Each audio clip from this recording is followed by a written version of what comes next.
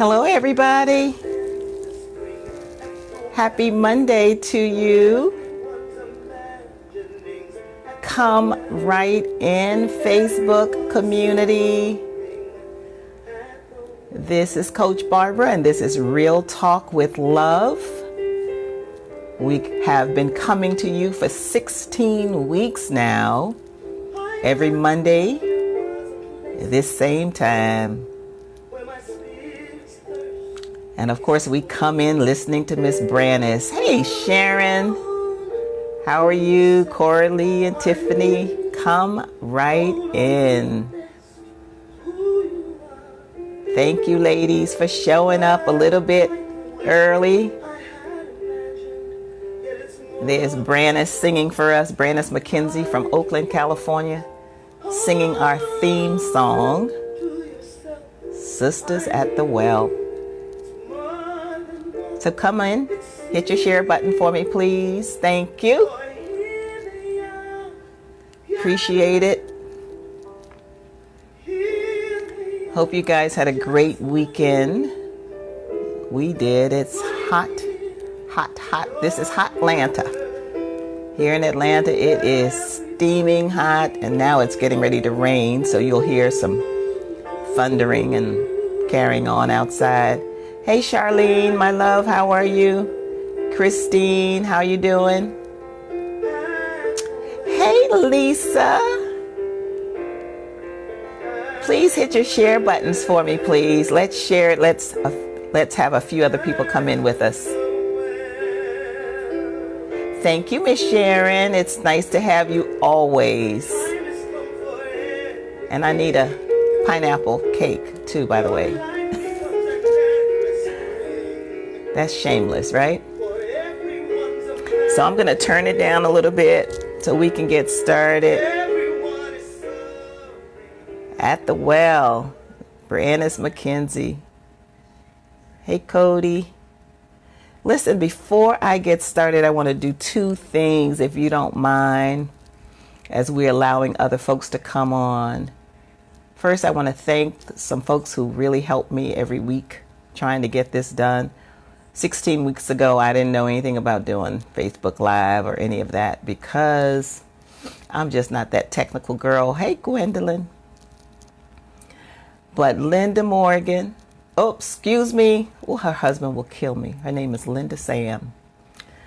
Linda Sam and Erica Bass, Kelsey and Cody have been my help.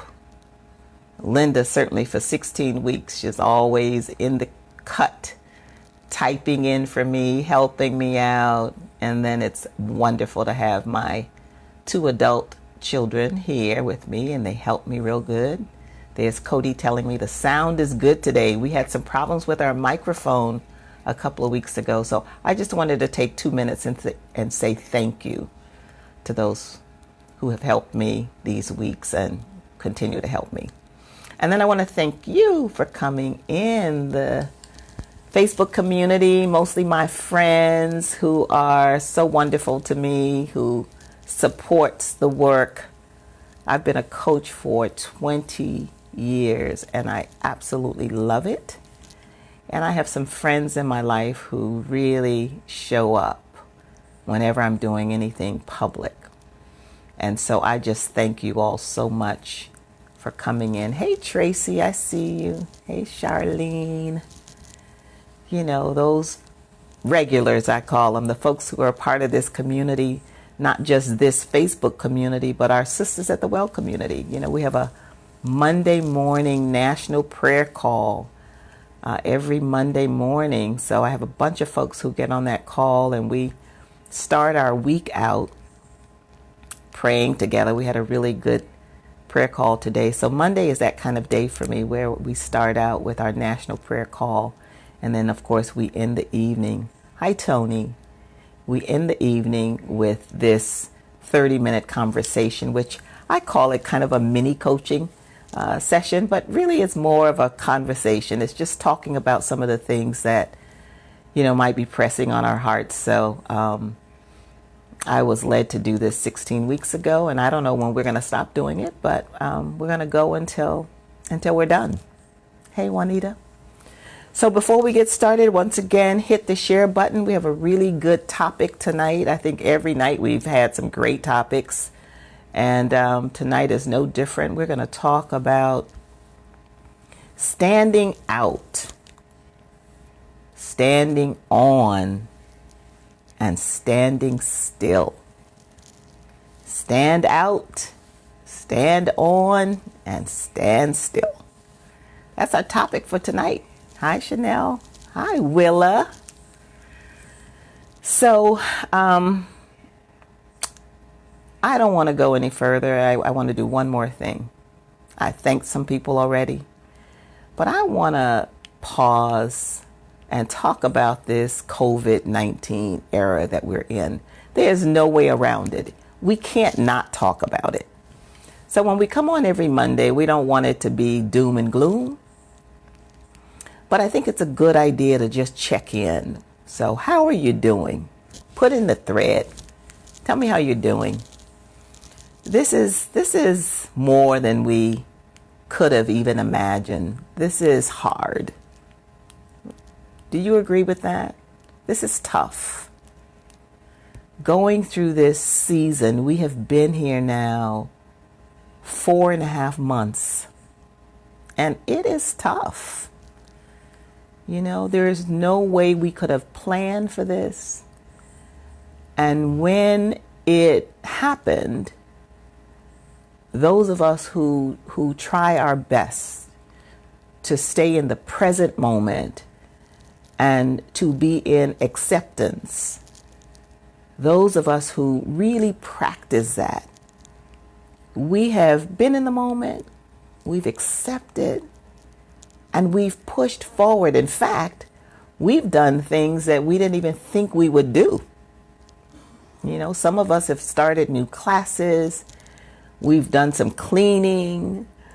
We've purged a lot. We've done a lot of reflection, right? We've looked for the best in the times. We've had times, Sharon says, it's great to be locked in, right? And yes, it's been good that we could sit still for a bit. But then there comes a time when you just get tired, right? You get tired and you get weighted down by the news. The news of the day is difficult to take in. We can't take it in all day. But we also can't just turn it off because it's important to know what's going on.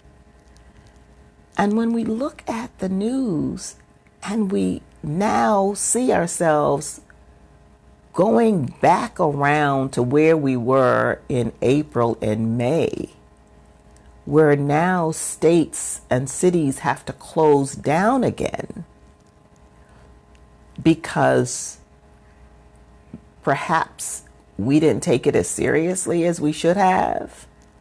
Certainly, we have not had the national leadership that we should have had, that we've come to expect as Americans in this country.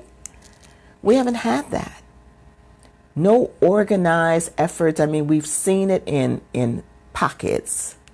Loving the governor of New York, loving the governor of California, and what they've tried to do and the examples that they've had to set for the country, when we should have had a national organized way of addressing this pandemic and this crisis. We didn't have that. And we came to trust in our government leadership. So yeah, this is hard.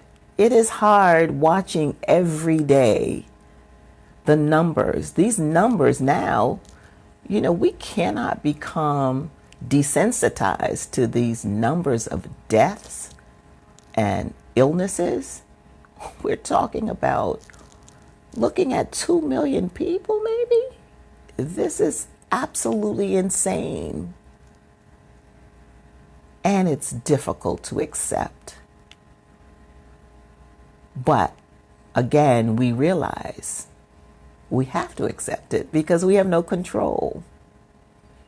It's not for us to say if it's right or if it's wrong, but it is. It is where we are. And you're right, Cody, it's a scary time. And so the things that we've become accustomed to, we haven't been able to practice. You know, simple going out to the store, running out, running errands, and doing all those things that seem to be so important to us. You know, certainly visiting our family and friends, it's been really difficult not being able to do that. And then when we take a look at these last 4 months and we look at the loss of lives, certainly we look just this week, you know, of the death of our civil rights leaders. And we're heavy by that. But we also realize that these folks who have passed, who were our civil rights leaders for years and years, died at 98 and 60, 80 years old. You know, our congressman, our beloved John Lewis, 80 years old, been on the battlefield for over 60 years. This man was 23 years old when he gave the speech of his life. Elijah Cummings just a few months ago. You know, this is just tough. Dr. Lowry in March, as soon as we shut down, Dr. Lowry passed. There was no public funeral. We couldn't celebrate their lives in the way that we want to. Hi, Tammy. And then we think of all the names we don't know. Family members across this country, husbands, wives, total families, 2 and 3 people out of the same family. Just really sad. So it's difficult. We cannot come on. I don't come on Mondays without thinking about that, and I'm sure you're thinking about it.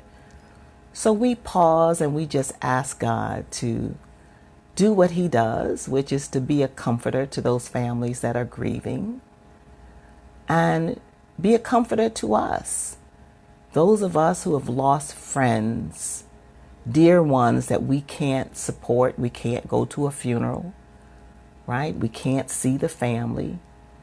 In many cases, we can't even send them a card because we're indoors. And if there's, you know, challenges with getting out, we can't even do that. So we take a moment and we honor them, and we acknowledge that there's a lot of pain, and it's okay to do that. Hi, Tracy.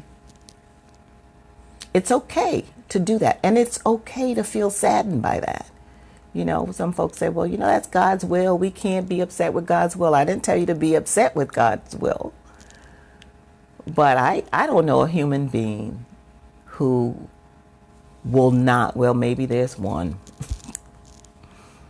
that I don't really know and don't want to know so much, but who doesn't seem to have the same level of compassion, right, around the number of deaths that we have seen.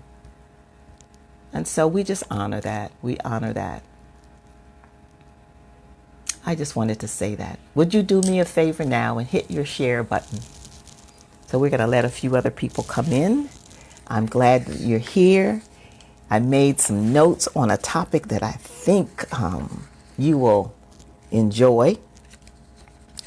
I do want to say be safe, you guys, wherever you are. Please wear your mask. Please, I know all of you must be wearing a mask, right? Wear your mask when you go out.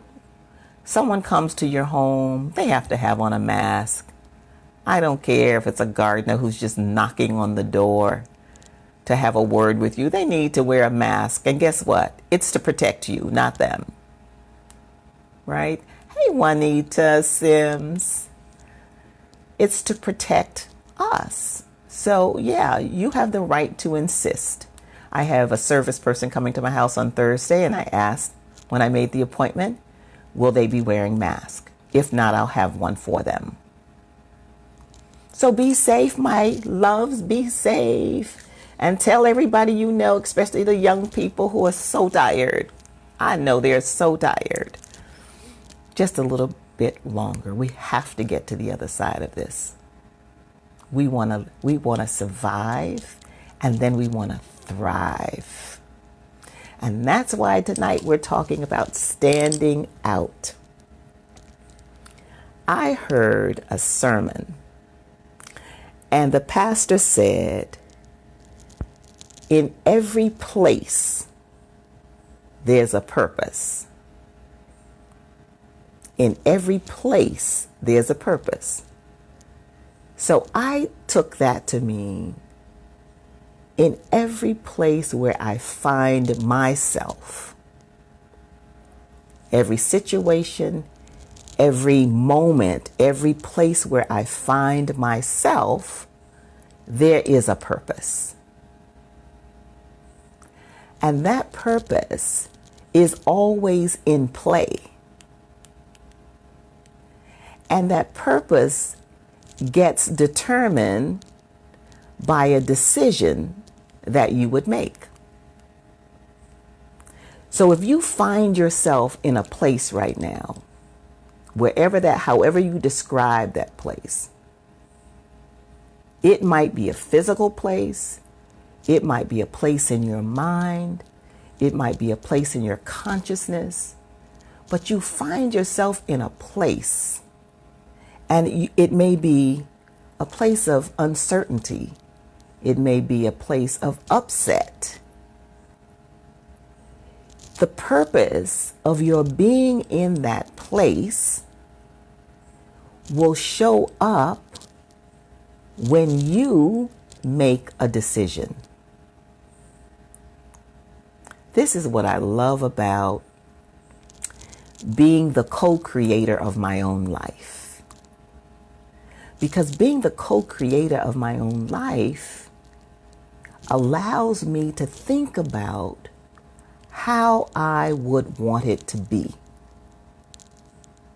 And when I think about how I would want this very moment, this COVID era, this being sheltered in, how do I see that? What do I want that to look like? I get to decide. I get to make a decision about why I'm here in this space. That's a pretty interesting concept, right? Because the truth is, we're in these places in our consciousness, and we could name it good, or we could name it not so good. Hey, Fluke. You can choose. You make that decision. So, for example, here we are in this COVID era. I'm going to name it good. And in fact, I'm going to stand out during this time.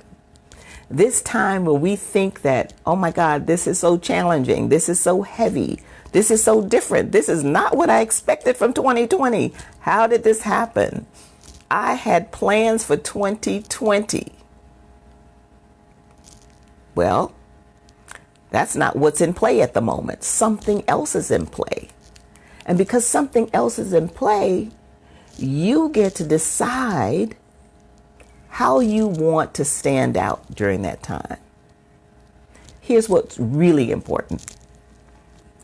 Most people choose to seek to be like someone else.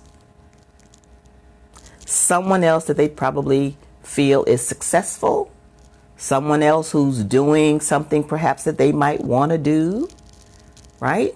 And they're standing out. You're looking at this other person or these people, and they're standing out, and it appears that, you know, they're standing out above the crowd and they're so successful. And so we go on a search for trying to be like them. Well, guess what? Copies don't stand out. Ooh. Copies don't. The original stands out. There is you and only you. There is no one else that can be the best you. There's only one person who can do that, and that's you. And if you're going to stand out as you, not someone else, right? The best you is yet to come. And once you realize the best you has never, ever been seen before, oh my goodness, what will happen? The best you has never been seen, and it will only be seen, and it will only stand out when you make the decision. So here we are in COVID-19, and what are you going to stand out doing? Who are you? And what have you come here to do? When you stand out as you, it's permanent. When you copy someone else, when you chase someone else's dream, when you work hard to be a lookalike, it's temporary. So we get to choose how we stand out and why we stand out. You know, some people stand out because they just really want to be seen. And sometimes people stand out because, you know, they just want to create chaos, and, you know, if that works for them, fine. But I'm challenging you to find the best you. What is it that you want to be? Nobody has seen that yet, and we are waiting for it. Stand on. So that's stand out. Stand on. That's our next piece. What are you standing on? Again, I love this thing, choice. We get to choose our own platform. We get a choice. You know what the platform is, right? The foundation. You get to decide what your foundation is going to be, right? You get to decide that. Thank you, Juanita. Juanita says she lost her sound. I'm sorry. I hope nobody else did. Can you hear me? Give me thumbs up if you can. But you get to decide your own foundation. What are you going to stand on? How firm is your foundation? What are you banking on? Where does that come from? We certainly know, if nothing else, COVID has shown us all the 2020 plans that we made on New Year's Eve, all of that went out the window on March 11th, right? It went out the window. So now, what are you standing on? Clearly, there's something happening that's beyond our control. If you put your life on autopilot without a sense of knowing, with a level of confidence that you're going to move forward. I'm not talking about determining how long you live. That's not the conversation. The conversation is, while I'm here on earth, how do I fulfill my dreams and my goals and my assignment? And where do I get the confidence that those things will happen for me? So I can't tell you how to believe. I can, but I won't. But I can tell you what I believe. There's a spiritual practice. There is a spiritual system, right, that has been proven, tried, tested, and proven for me. And it's rooted in a faith system. So hope is good. We get to hope for things. But hope on steroids is faith. That's when you hope for something beyond what you can see, and there's a level of belief that that thing is going to happen. as long as you do your part. Right? I'm not talking about hope and faith without action. That's silliness.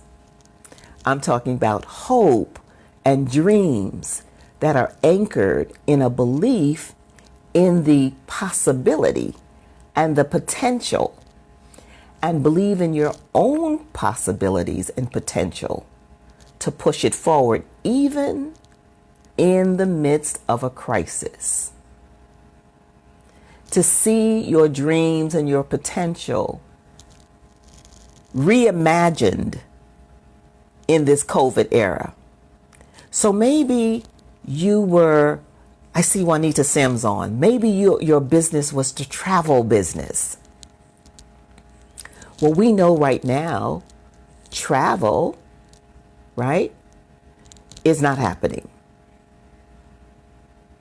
So what do you have to do to reimagine the experience of travel? This is where your creativity kicks in. And faith allows you to believe that you can make something even more beautiful, even more successful in the difficult times. Again, it hinges on what's the foundation. Because it's really easy to just sort of cover your head up and say, I'm just going to wait till this storm is over. Hey, Margot. You know, some people might just say, I'm just going to wait it out. I'm going to get better when the storm is over. I will tell you that you want to make sure you're ready. So when the storm is over, you are kicking this thing into high gear. You're not waiting to get ready. You are getting this done now, right now. What are all the new lessons you need to learn? What are all the new ways of doing things? This is new for me. I'm 16 weeks in doing this live. I wasn't doing this before. But we've had to reimagine our success and kick it into high gear. Have the hope for it, but then we have to build it on a platform that's greater than hope and wish. For me, that platform is faith. And I will offer a spiritual belief system is not optional. Not in a time like this. It's not optional. Okay, so we dealt with standing out. We dealt with standing on. And now finally, let's talk a little bit about standing still. Standing still doesn't mean don't do anything. Right? It doesn't mean that you get to just wait and don't do anything. Standing still means you are going to do every single thing that's necessary to prepare you for the success that is coming to you, and you're confident of that. And once you're finished doing everything necessary to prepare you, then you're going to wait. Then you're going to wait and watch what happens. Now, I said everything. You got to work it from all angles. You got to make sure you put your best work forward. Juanita, right? It's like baking a cake, right? I imagine it's like baking a cake. I don't bake cakes, but I've watched you. It's getting the best ingredients for the cake, right? It's getting the right tools for the cake. It's getting all the things mixed in at the right time, where you're putting the butter before you put the eggs and the flour and the sugar, and you're building it in a way, and there's a method to it, and you're following the right path. You're putting it in the right type of pan for the cake, right? You're going to place it in the oven at the right temperature. When all that is done and the cake is in the oven, what are you going to do? You're going to sit still. You're going to stand still and allow it to bake. This is the beauty of your confidence, rooted in faith, because you know the thing that you've prepared, that you've put in the oven. You know that thing is going to manifest into a tangible, wonderful, tasteful, beautiful cake. You are so sure of that because guess why? This is not the first time. It's been tried, tested, and proven. Hi, Angela. This has been proven. Your dreams, your ability to co-create a thriving, successful you. I'm really not just talking about material things. I'm talking about you, really. It's about who we are. It's about what we've come here to do.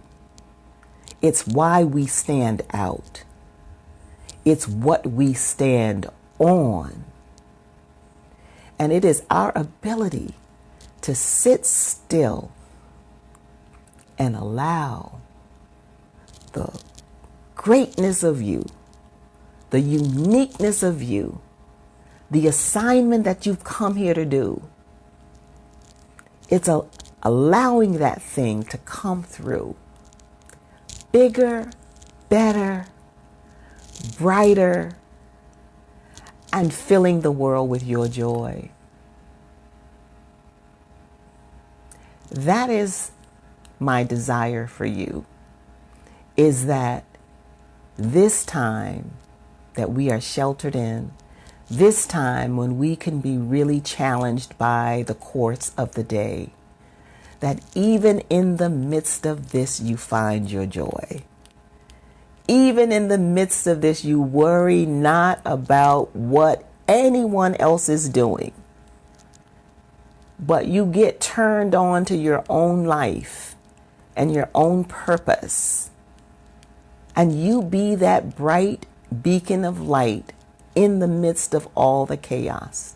You might be the only one in your family filled with joy. And it's exactly what the family needs.